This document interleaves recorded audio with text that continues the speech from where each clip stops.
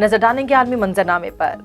अमेरिकी सदर जो बाइडन ने माइकल रेटनी को सऊदी अरब में नया अमेरिकी सफीर नामजद कर दिया। मीडिया रिपोर्ट्स के मुताबिक व्हाइट हाउस ने कैरियर डिप्लोमेट माइकल रेटनी की सऊदी अरब में बतौर अमेरिकी सफीर नामजदगी की तस्दीक की है। इससे कबल माइकल रेटनी इराक, लेबनान, मराकेश, कतर और इसराइल में सफारती खिदमात अंजाम दे चुके हैं, जबकि वो शाम में अमेरिका के नुमाइंदे खुसूसी भी रह चुके हैं।